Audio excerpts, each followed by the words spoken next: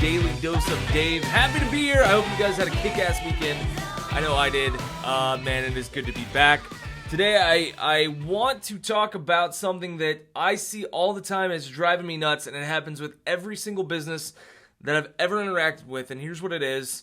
You need great marketing and advertising, and you know it. And so whether you're a solopreneur and you're like trying to get the thing going, or you have a small growing team, or even if you have a massive department filled with marketing professionals, you realize that you need to do something different. You need to get more leads, you need to generate more web traffic, and so you think, I need to hire someone. Now, whether that's in-house or that's an agency, doesn't matter.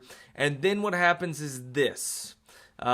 You start to, as the decision maker, make decisions, especially true for small businesses, around budget.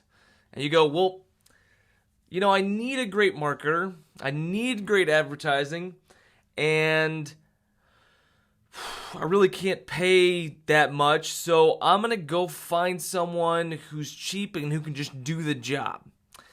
And sometimes done is better than good, right? And what I mean by that is sometimes just getting something accomplished is great, but other times you really do need professionals.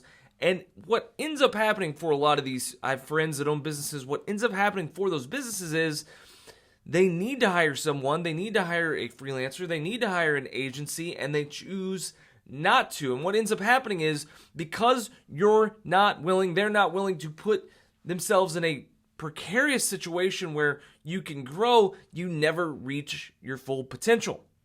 So what ends up happening is this repeat cycle of you hire someone who's not as skilled as they need to be, and you don't invest enough money in your marketing and advertising.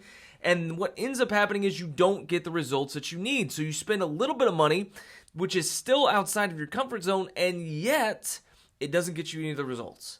So then what do? You lick your wounds, and the cycle repeats. Hey, I don't want to pay that much for marketing and advertising.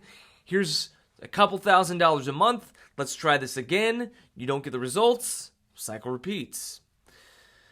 What needs to happen is we need to change what we're doing. There are different levels of professionals. And as we like to say here at the agency, you can be a professional baseball player and be in single A baseball, or you can be in double A or triple A, or there are a few people that make it to the major leagues. And there are different price points associated with that, and there are different skill levels. Now, can you find someone in single A that's ultimately going to make it to the major leagues? Abso-freaking-lutely you can. You can find somebody that's great, that's going to be fantastic, and they're not there yet. They're still honing in their skills, but they're going to be great in the future. You can find somebody in double A, same way, but they're not there yet. There's a reason why they're not in the major leagues. It doesn't mean that they're bad people. It doesn't mean they're not professional marketers and advertisers.